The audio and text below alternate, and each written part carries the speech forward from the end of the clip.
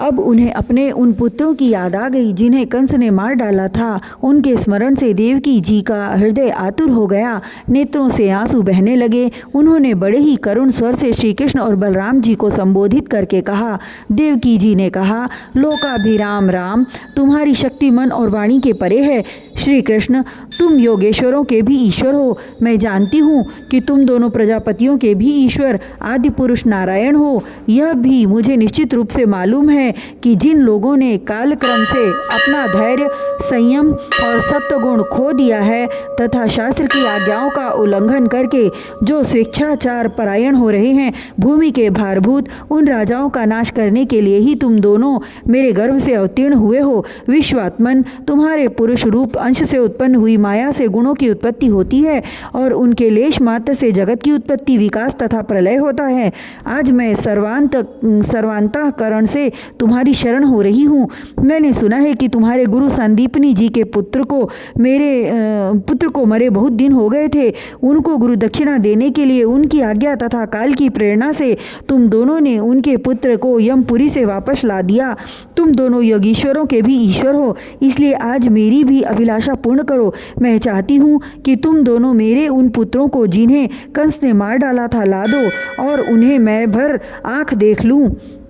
श्री सुखदेव जी कहते हैं, प्रिय परीक्षित, माता देवकी जी की यह बात सुनकर भगवान श्री कृष्ण और बलराम दोनों ने योग माया का आश्रय लेकर सुतल लोक में प्रवेश किया। जब दैत्यराज बलि ने देखा कि जगत के आत्मा और इष्ट देव तथा मेरे परम स्वामी भगवान श्री कृष्ण और बलराम जी सुतल लोक में पधारे हैं, तब उनका हृदय उनके दर्शन के आनंद में निमग्न हो गया। उन्होंने झटपट अपने कुटुंब के साथ आसन से उठकर भगवान के चरणों में प्रणाम किया। अत्यंत आनंद से भरकर दैत्यराज बलि ने भगवान श्री कृष्ण और बलराम को श्रेष्ठ आसन दिया और जब वे दोनों महापुरुष उस पर विराज गए तब उन्होंने उनके पांव पखारकर उनका चरणोदक परिवार सहित अपने सिर पर धारण किया। परीक्षित, भगवान के चरणों का जल ब्रह्मा पर्यंत सारे जगत को पवित्र कर देता है। इसके बाद दैत्यराज बलि ने बहुमूल्य वस्त्र, आभूषण, चंदन, तांबूल, दीपक, अमृत के समान भोजन एवं अन्य विविध सामग्रियों से उनकी पूजा की और अपने समस्त परिवार, धन तथा शरीर आदि को उनके चरणों में समर्पित कर दिया। परीक्षित, दैत्यराज बलि बार बार भगवान के चरण कमलों को अपने वक्षस्थल और सिर पर रखने लगे। उनका हृदय प्रेम से विवल हो गया, नेत्रों से आनंद के आंसू बहने लगे, रोम रोम खिल उठा। अब वे गदगद स्वर से भगवान की स्तुति करने लगे। दैत्यराज बलि ने कहा, बलराम जी, आप अनंत हैं, आप इतने महान हैं कि शेष आदि सभी विग्रह आपके अंतर्भूत हैं। सच्चिदानंद स्वरूप श्री कृष्ण, आप सकल जगत के निर्माता हैं। ज्ञान योग और भक्ति योग दोनों के प्रवर्तक आप ही हैं। आप स्वयं ही परब्रह्म परमात्मा हैं। हम आप दोनों को बार बार प्रणाम नमस्कार करते हैं। भगवान, आप दोनों का दर्शन प्राणियों के लिए अत्यंत दुर्लभ है, फिर भी आपकी कृपा से वह सुलभ हो जाता है, क्योंकि आज आपने कृपा करके हम रजोगुणी एवं तमोगुणी स्वभाव वाले दैत्यों को भी दर्शन दिया है। प्रभो, हम और हमारे ही समान दूसरे दैत्य, दानव, गंधर्व, सिद्ध, विद्याधर, चारण, यक्ष, राक्षस, पिशाच, भूत और प्रमथ नायक आदि आपका प्रेम से भजन करना तो दूर रहा, आपसे सर्वदा दृढ़ भैर भाव रखते हैं, परंतु आपका श्री विग्रह साक्षात वेदमय और विशुद्ध सत्व रूप है। इसलिए हम लोगों में से बहुतों ने दृढ़ भैर भाव से, कुछ ने भक्ति से और कुछ ने कामना से आपका स्मरण करके उस पद को प्राप्त किया है जिसे आपके समीप रहने वाले सत्व प्रधान देवता आदि भी नहीं प्राप्त कर सकते। योगीश्वरों के अधीश्वर बड़े बड़े योगेश्वर भी प्रायः यह बात नहीं जानते कि आपकी योग माया यह है और ऐसी है, फिर हमारी तो बात ही क्या है। इसलिए स्वामी, मुझ पर ऐसी कृपा कीजिए कि मेरी चित्त वृत्ति आपके उन चरण कमलों में लग जाए जिसे किसी की अपेक्षा न रखने वाले परमहंस लोग ढूंढा करते हैं, और उनका आश्रय लेकर मैं उससे भिन्न इस घर गृहस्थी के अंधेरे कुएं से निकल जाऊं। प्रभु, इस प्रकार आपके उन चरण कमलों की जो सारे जगत के एकमात्र आश्रय हैं, शरण लेकर शांत हो जाऊं और अकेला ही विचरण करूं। यदि कभी किसी का संग करना ही पड़े तो सबके परम हितैषी संतों का ही। प्रभु, आप समस्त चराचर जगत के नियंता और स्वामी हैं।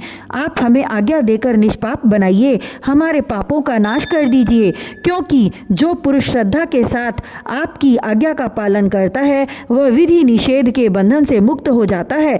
भगवान श्री कृष्ण ने कहा, दैत्यराज, स्वयंभू मनवंतर में प्रजापति मरीचि की पत्नी उर्णा के गर्भ से 6 पुत्र उत्पन्न हुए थे। वे सभी देवता थे। वे यह देखकर कि ब्रह्मा जी अपनी पुत्री से समागम करने के लिए उद्यत हैं, हंसने लगे। इस परिहास रूप अपराध के कारण उन्हें ब्रह्मा जी ने श्राप दे दिया और वे असुर योनि में हिरण्यकश्यपु के पुत्र रूप से उत्पन्न हुए। अब योगमाया ने उन्हें वहां से लाकर देवकी के गर्भ में रख दिया और उनको उत्पन्न होते ही कंस ने मार डाला।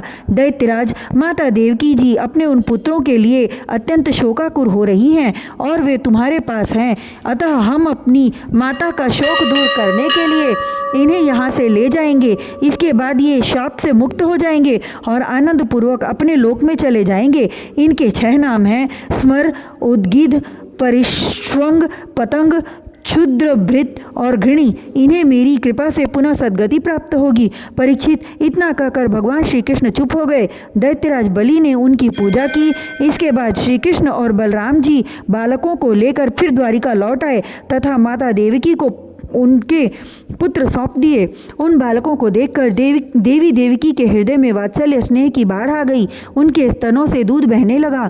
वे बार बार उन्हें गोद में लेकर छाती से लगाती और उनका सिर सूंघती। पुत्रों के स्पर्श के आनंद से सराबोर एवं आनंदित देवकी ने उनको स्तनपान कराया। वे विष्णु भगवान की उस माया से मोहित हो रही थी जिससे यह सृष्टि चक्र चलता है। परीक्षित, देवकी जी के स्तनों का दूध साक्षात अमृत था। क्यों न हो, भगवान श्री कृष्ण जो उसे पी चुके थे, उन बालकों ने वही अमृत दूध पी लिया। उस दूध के पीने से और भगवान श्री कृष्ण के अंगों का स्पर्श होने से उन्हें आत्म साक्षात्कार हो गया। इसके बाद उन लोगों ने भगवान श्री कृष्ण, माता देवकी, पिता वसुदेव और बलराम जी को नमस्कार किया। तदनंतर सबके सामने ही वे देवलोक में चले गए। परीक्षित, देवी देवकी यह देखकर अत्यंत विस्मित हो गई कि मरे हुए बालक लौट आए और फिर चले भी गए। उन्होंने ऐसा निश्चय किया कि यह श्री कृष्ण का ही कोई लीला कौशल है। परीक्षित, भगवान श्री कृष्ण स्वयं परमात्मा हैं। उनकी शक्ति अनंत है। उनके ऐसे ऐसे अद्भुत चरित्र इतने हैं कि किसी प्रकार उनका पार नहीं पाया जा सकता। सूत जी कहते हैं, शौनकादिक ऋषियों, भगवान श्री कृष्ण कीर्ति अमर है। भगवान श्री कृष्ण की कीर्ति अमर है, अमृतमयी है। उनका चरित्र जगत के समस्त पाप तापों को मिटाने वाला तथा भक्तजनों के कर्ण कुहरों में आनंद सुधा प्रवाहित करने वाला है। इसका वर्णन स्वयं व्यास नंदन भगवान श्री सुखदेव जी ने किया है। जो इसका श्रवण करता है अथवा दूसरों को सुनाता है, उसकी संपूर्ण चित्त वृत्ति भगवान में लग जाती है और वह उन्हीं के परम कल्याण स्वरूप धाम को प्राप्त होता है।